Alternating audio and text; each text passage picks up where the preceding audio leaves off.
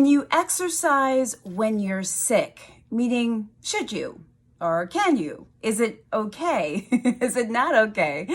A lot of you guys wonder about that. You've asked me about this. My patients also asked me this question. I understand where the question comes from. Kind of makes some sense. So I figured we would talk about some answers about what you can and should do. First of all, there is not one answer, as with many things. There are a few different answers and options.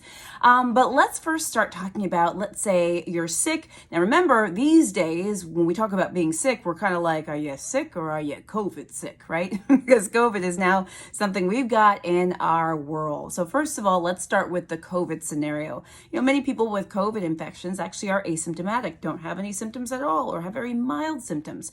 Let's talk about that person first. Let's say you have COVID, mild symptoms or no symptoms at all, and you want to know if you can work out. Well, first of all, you should be isolating. You should not be out and about in the world because we want to make sure that you're not spreading COVID to other people. So of course that means no gyms, I don't even want you on the street. I don't want you anywhere but in your house.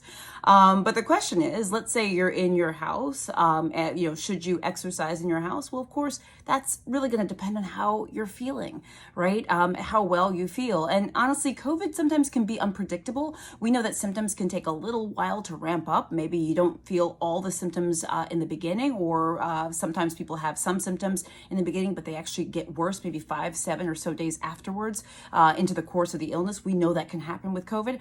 My sort of caution is I want you to take it easy if you know you have COVID. Honestly, I think rest and recuperation is the best thing. Give yourself and your body a break, especially since COVID can sometimes be a little bit unpredictable. Now, let's talk about those of you who got a little cold, a little sniffles or something like that.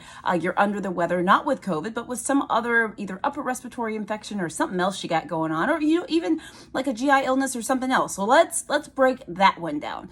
First of all, if you're sick of any kind, anything, we've already talked about the COVID folks, but with any sort of sickness, some gyms are open these days. I don't want you going into a gym with any sort of sickness at all. So if you're sick, you shouldn't be exposing other people to your illness by going to a gym and sort of being out and about and doing things like that, okay? So please be considerate of others.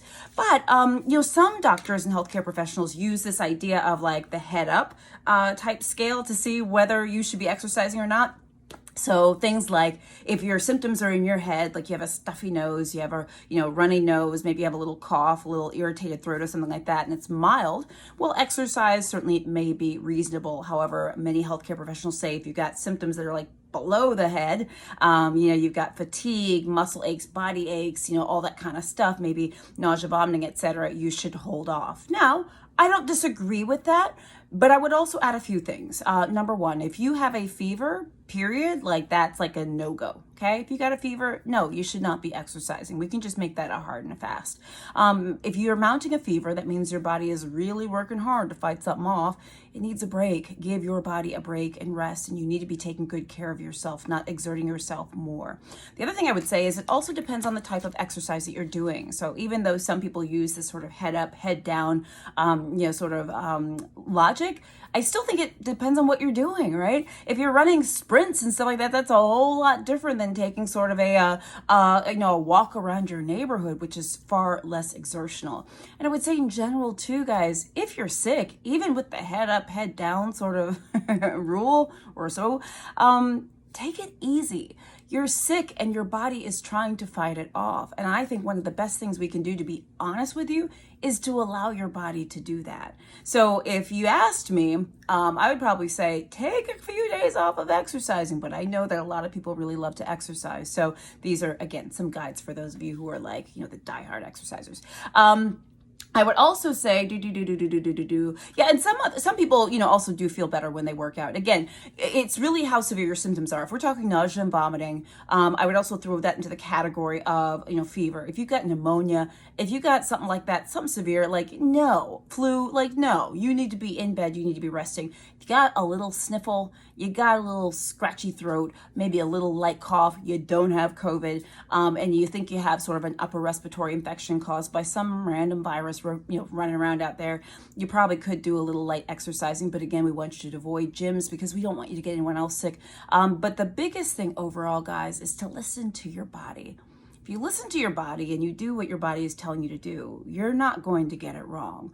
But remember, the bottom line too, in addition to that, is we want your body to have all the energy and fuel it needs to get better.